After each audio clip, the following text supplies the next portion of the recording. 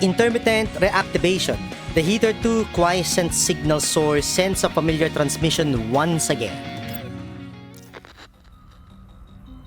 Can you see? What are you looking at is at the consciousness digitalization interface, but you don't need to worry about that. Let me handle it. Your mind will be digitized into neural cloud data, just like a DAO would. Deep breaths, don't be nervous. You might feel a little sting from this. A familiar voice reverberates through my mind, the rhythmic beeping of the instruments surrounding me lulling me into a vague drowsiness like a hypnotic metronome.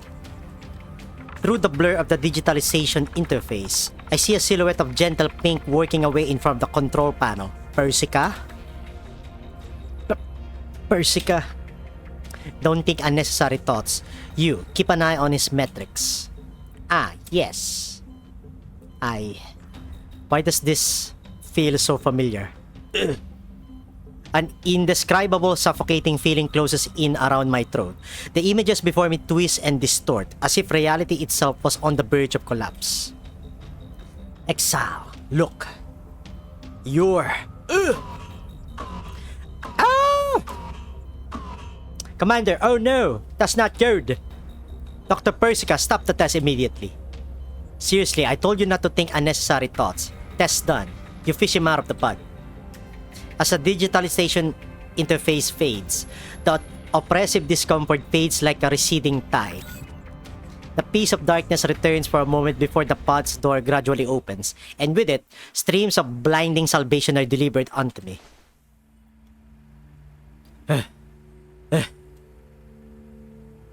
Commander, are you alright? I'm good. Breathing's just a little difficult. Oh! The first time she shows herself, and it's in another character's story. Persicaria. Finally, she showed herself. I will adjust the equipment once more. We don't have much time, so we will wait a little bit before we give it another go. I hope you will do better this time, Commander. Shut the fuck up, Persica. Oh, Lewis. Dr. Persica, this is not the Commander's fault. It's fine, Lewis. Persica's right in saying there isn't much time left. How are Groza and the others? I pick at the command terminal station not far away. The dense error messages paint the screen a bloody red, leaving trails of fresh murder on the members of Groza's squad. Okay. Leader and the others are only getting worse. The virus is corroding their neural clouds. What of the Elmo? No good. Mailing's face darkens like an overcast sky, and I can only shake my head. A feeling of helplessness wells from deep within. Most of the Elmo's electronic controls are inoperable, but we may still work with mechanical means. Oh, that face. Since we have not the manpower, making any precise maneuvers is simply impossible. However, I have hidden the Elmo within some ruins in the yellow zone for now. So there shouldn't be any major problems. Lewis reassures me and Mailing, passing me a warm drink. Commander, here is some coffee. Caffeine should help ease the discomfort from digitalization.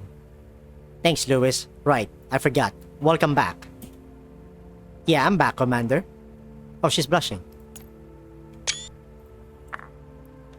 Mailing, here's your coffee.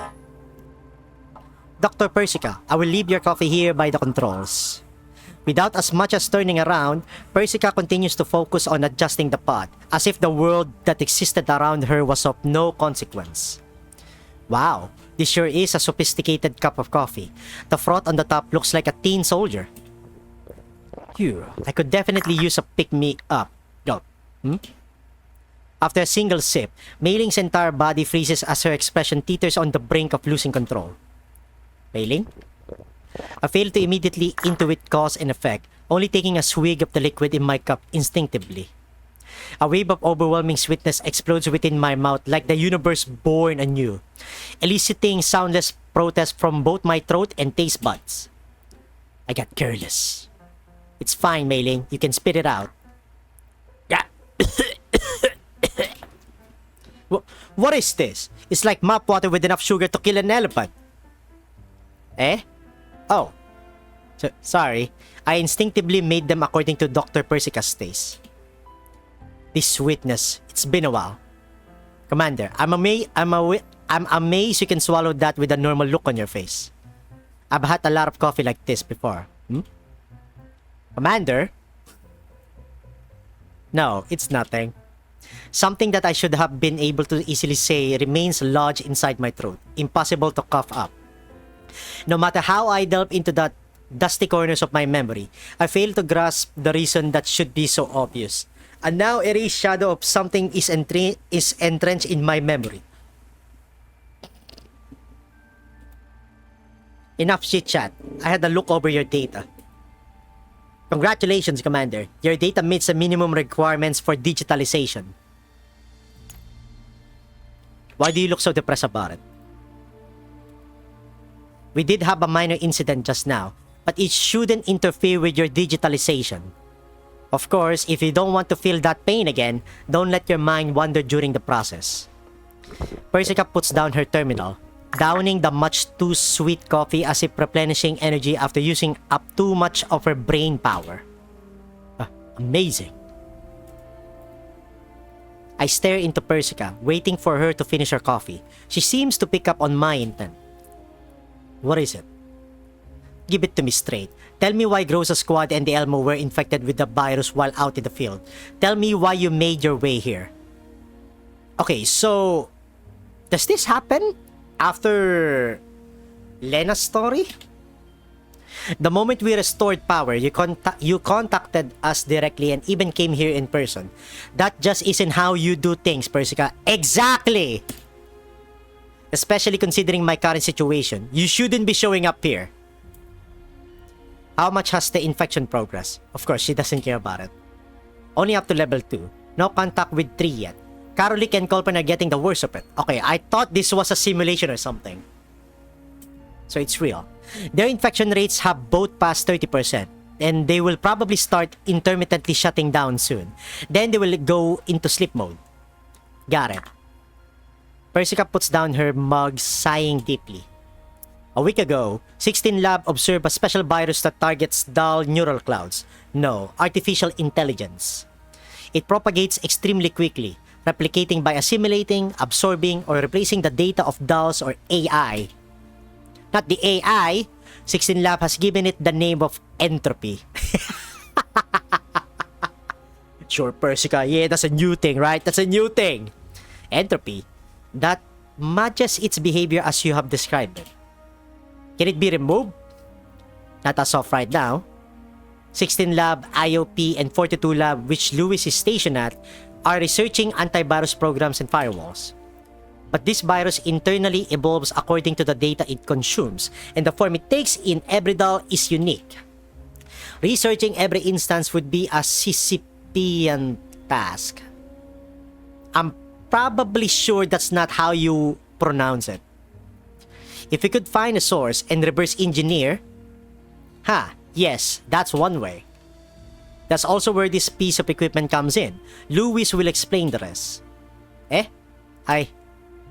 You're the one accountable for this. It's your job. What? Did she just say that to her? Persica returns to her coffee, closing her eyes and giving Lewis the floor. Where do I even start? Commander, have you heard of the Magrassi Cloud? The player did, but I don't know about our character. Magrassi Cloud? Some kind of super advanced cloud storage? Wait, he doesn't know about it? That interpretation isn't necessarily wrong.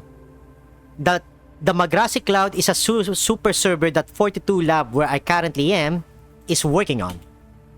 With some fees and a somewhat complex request process, governments, enterprises, and individuals can all use it to store and process data.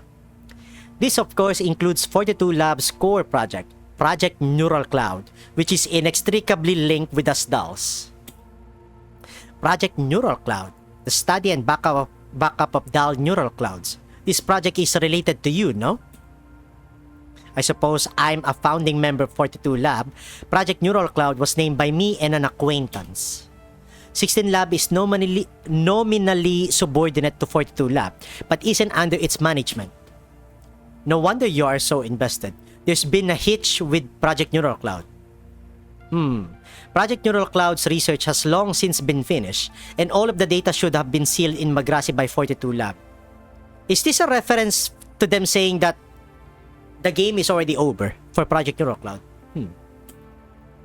But the origin of the virus, as determined by 42 Lab's investigation, was Magrassi. Considering the traits of the virus is likely directly linked to Project Neural Cloud.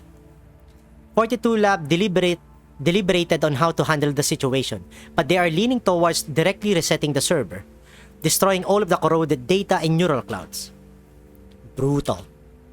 Yes, but Dr. Persica doesn't agree with such measures. She suggested that entering the cloud to collect the virus source code to assist in the development of an antivirus. There are not many supporters of this option in 42 Lab though. Sending dolls or AI into the belly of the base is tantamount to suicide. However, considering the importance of the data that's stored in Magrassi, doing a full reset is an option they have not come to terms with either. Consciousness digitalization. I see now. So you plan to have a human enter the virus-ridden Magrassi in a doll's place? Human consciousness are more resilient than a doll's neural cloud and can theoretically resist the virus for a short period. But they are only more resilient. The damage caused by a major infection could be more severe than what a doll would sustain.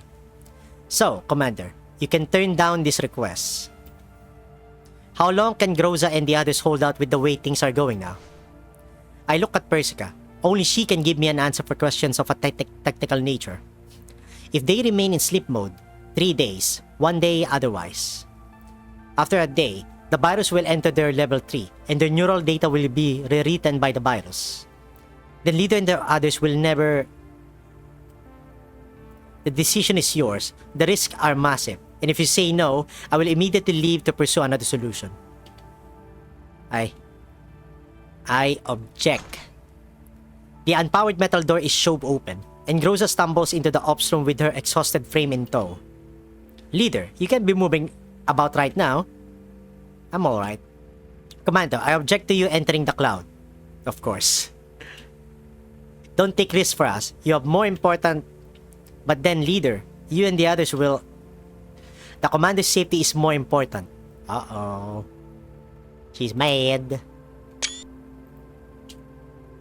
Persica, I have one more question. Go ahead. Why me? The official answer, not every human is fit to enter the cloud. Mental fortitude and a strong will are necessary for consciousness digitalization. The not so official answer, well, this is not a request from 42 Lab or 16 Lab, but a personal one from me. I need someone I can trust. Damn, alright, Persica. Because I promised 2 important friends that I would protect Project Neural Cloud, Magrassi and things adjacent. Okay, now I want to replay Project Neural Cloud again. Who are those 2 important friends? Of course, there is another reason. I need someone who can cooperate with Lewis in the cloud. With Lewis? As a member of 42 Lab, Lewis possesses a certain level of permissions in the cloud. For various reasons, her viral resistance is stronger than the average dolls. As Lewis' former superior, you should be able to work with her well enough, yes? Huh? Oh. I understand. Commander, the cannon wipe is mad. In my current state, what do you think would happen if I lost all my dolls in the yellow zone? But if I were to lose you, I may very well have nothing. Oh, alright, Commander. Not even the ability to live with the Elmo. Since every path is filled with risk, I'll simply choose the one that aligns with my ideals most.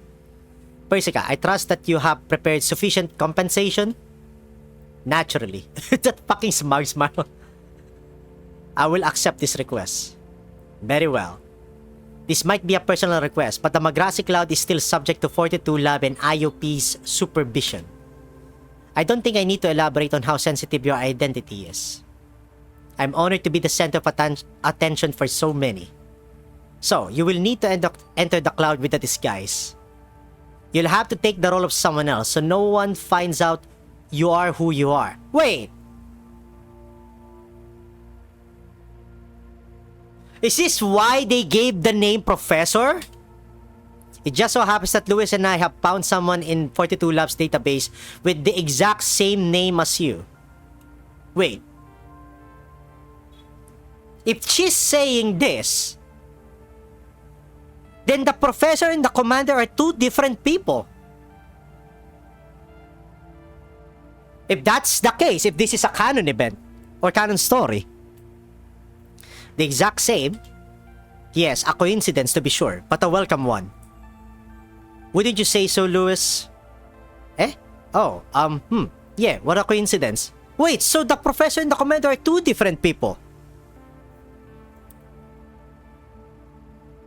Are you absolutely sure it's a coincidence? Persica does not grace my quip with a reply, only placing a silver pin in my hand. In this pin is a fabricated ID that will allow you to be seen as someone else entirely in the cloud. But you will have to watch your speech and mannerisms. From now on, you are to be referred to as the Professor. There you go. Project Neural Cloud's Professor Defh.